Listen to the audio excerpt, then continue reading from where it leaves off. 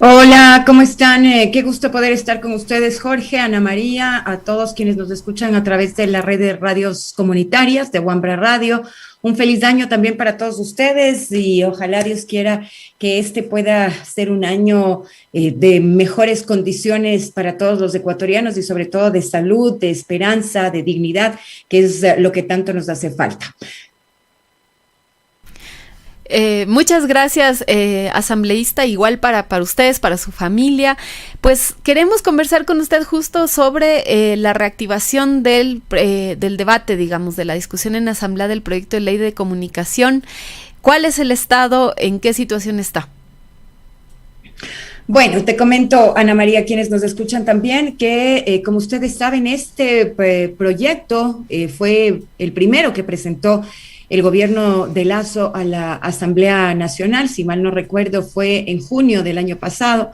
Ya han transcurrido casi 7 meses en donde la mesa de comisiones de relaciones internacionales ha sido la designada por el CAL para que trate este proyecto. ¿Qué ha ocurrido desde estos 7 meses hasta acá? Bueno, básicamente se han presentado varias propuestas de ley, entre ellas 2 que yo rescato, que son la del asambleísta Dina Farinango, la que hicimos a través del despacho y lo presentamos como bloque de UNES, y adicionalmente una que es muy similar a aquella propuesta presentada por el gobierno, que es del asambleísta Marjorie Chávez y del señor Villavicencio. Se han discutido estas 4 propuestas y se ha llegado a tener, digamos que un texto de informe que fue sometido en esta semana a primer debate ya en la Asamblea Nacional. Jorge decía algo muy interesante que quiero rescatar, y es el hecho de que la propuesta que se está discutiendo en este momento en la Asamblea simple y llanamente está carente de todo contenido. ¿Por qué razón? Porque lo que se pretende hacer a través del gobierno y de la Mesa de Relaciones Internacionales es crear una nueva ley de comunicación y no que se dé el ambiente propicio para mejorar a través de las reformas aquella que ya existe, que sería realmente lo adecuado. Porque el problema es que la propuesta del gobierno, insisto, es carente de absolutamente todo contenido, porque reduce la ley de más de 100 y pico de artículos a 12, 14 artículos que tienen que ver más con el interés de ciertos medios de comunicación que son a los que el gobierno responde.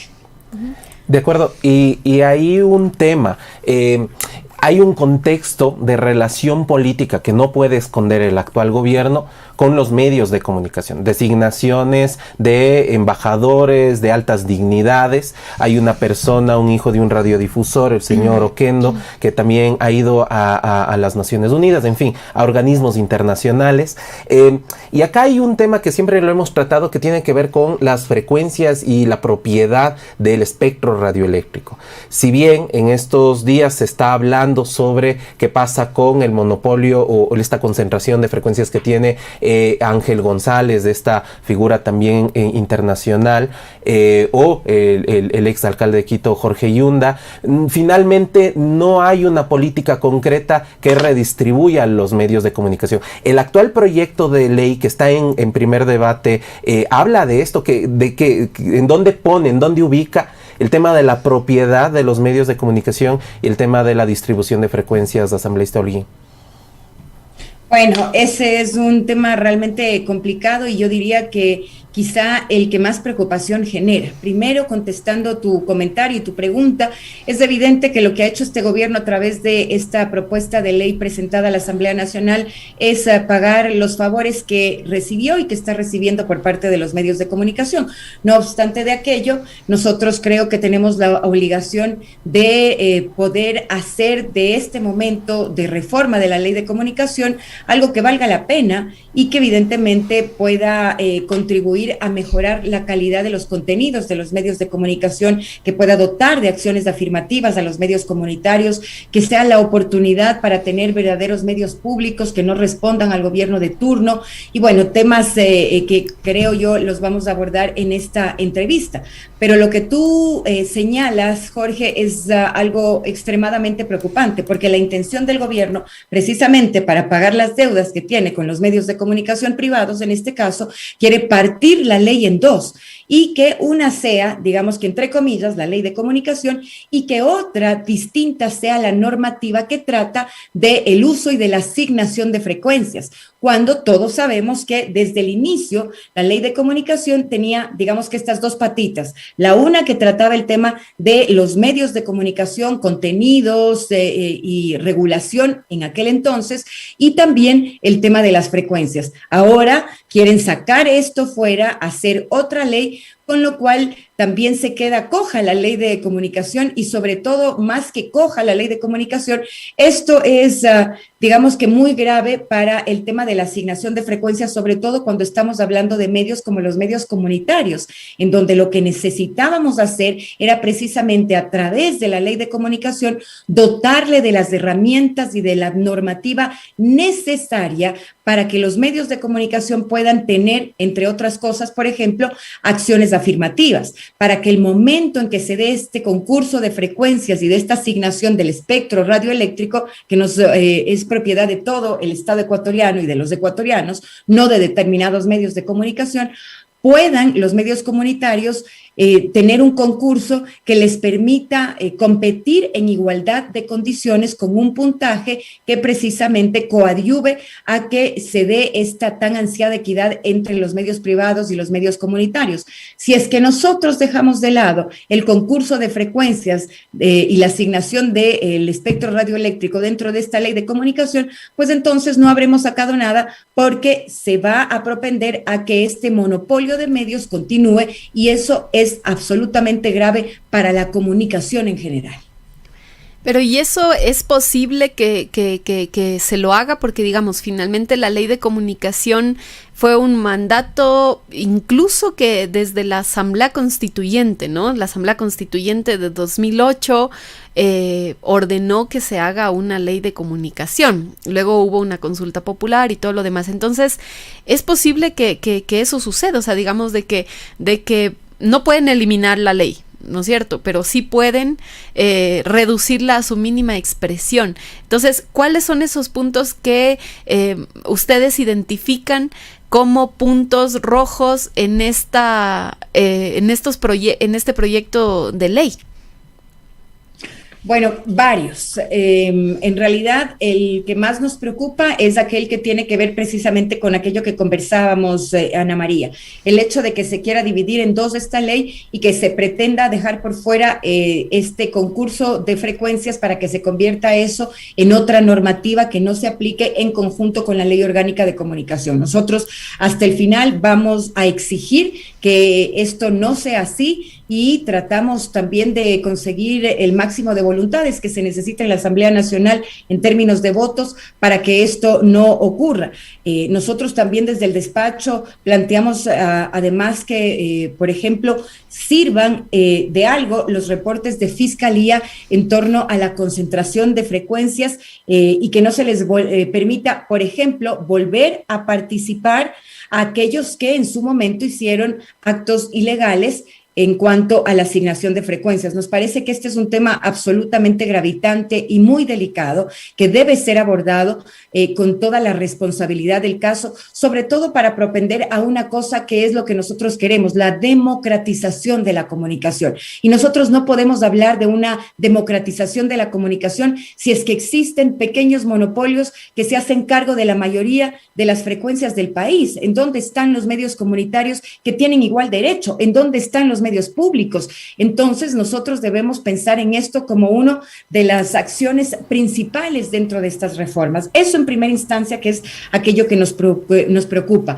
Nos preocupa además, Jorge, amigos, garantizar los derechos de los trabajadores de la comunicación. En la propuesta enviada por el señor Lasso no dice una sola palabra para reforzar aquellas garantías que ya estaban en la ley, incluso reformada por Moreno, que fue mal reformada en este caso, pero que en todo caso todavía guardaba este espíritu de poder dotar a los trabajadores de la comunicación de las herramientas que necesitan para hacer su trabajo. El señor Lasso pues le importa un rábano lo que pase con los trabajadores de los medios de comunicación, no dice una sola palabra en este sentido, y a mí me parece que hay que empezar garantizando, por ejemplo, algo tan concreto como el hecho de los sueldos que reciban a tiempo los trabajadores de la comunicación, que todos los trabajadores de los medios de comunicación estén afiliados al Instituto Ecuatoriano de Seguridad Social, y los medios que no cumplan con estos dos aspectos que son realmente fundamentales y digamos que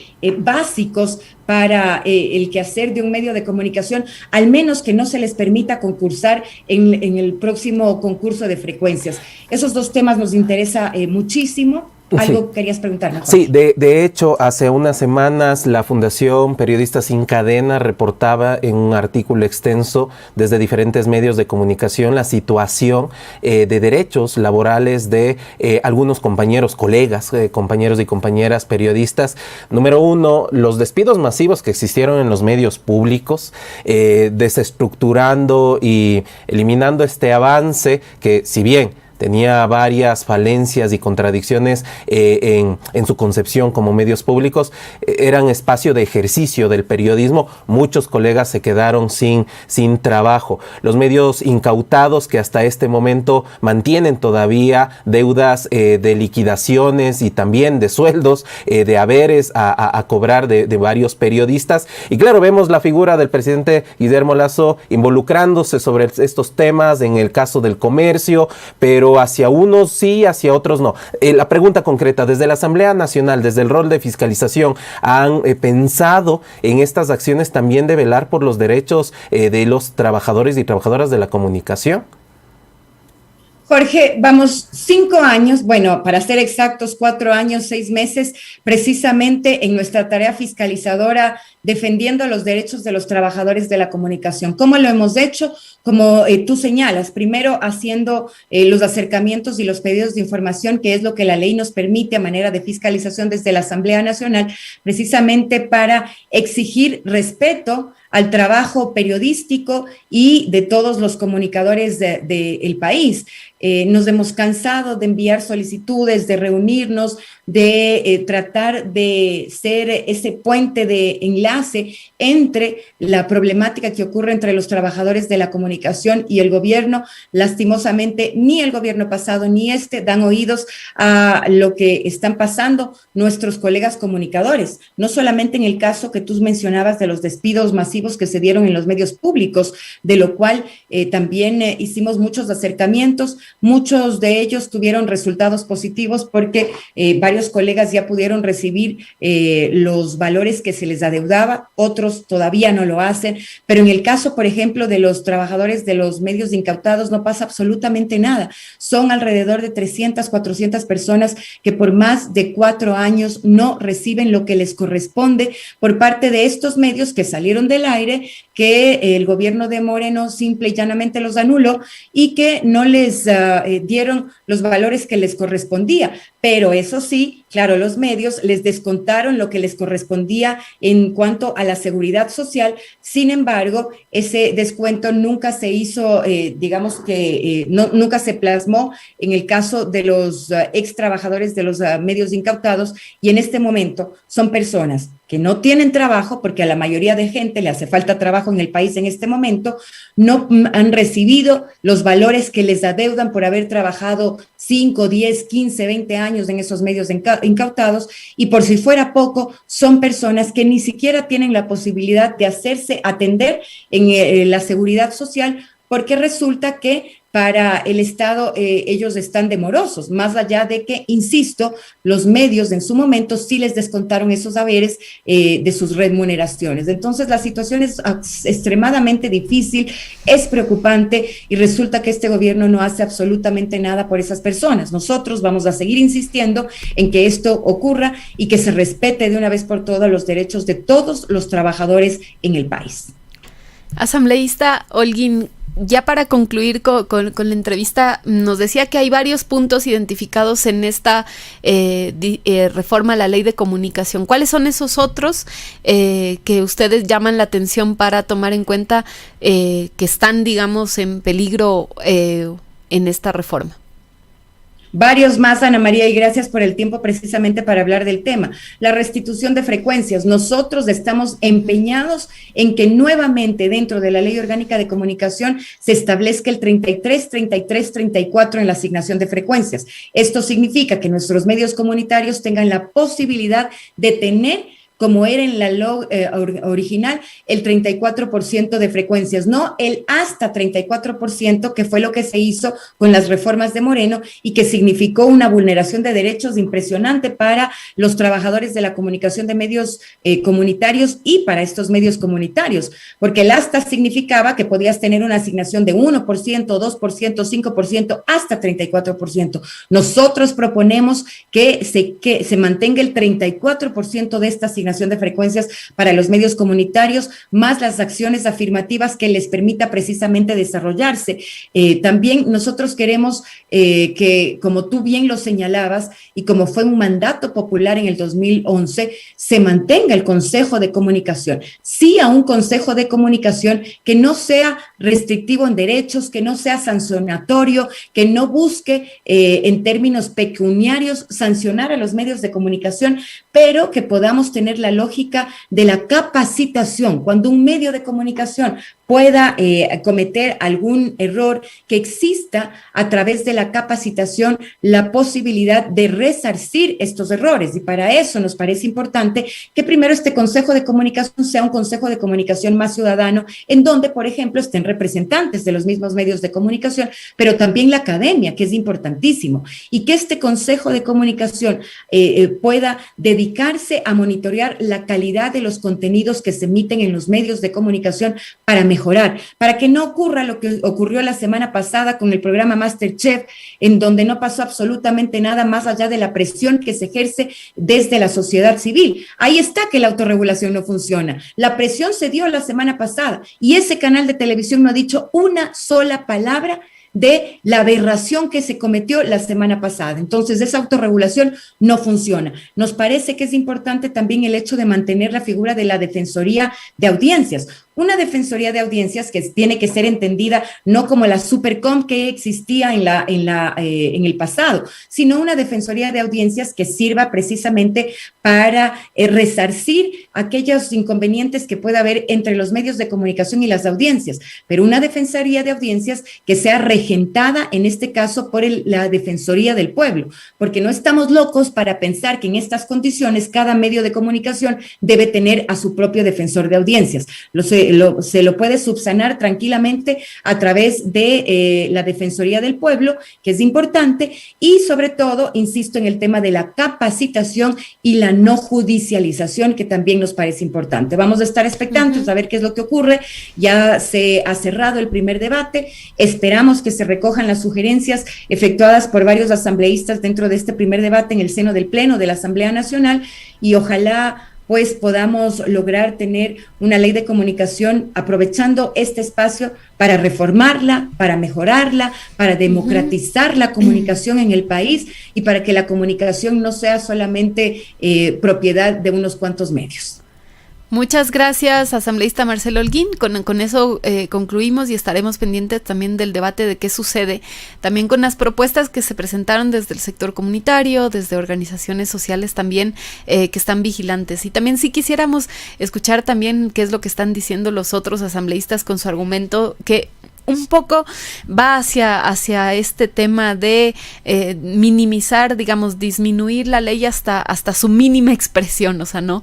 Y dejarlo ahí con el discurso de la autorregulación. Entonces, ¿qué es lo que pasará con la ley de comunicación? Es algo que también está pendiente en la Asamblea Nacional. Muchas gracias por esta entrevista. Jorge.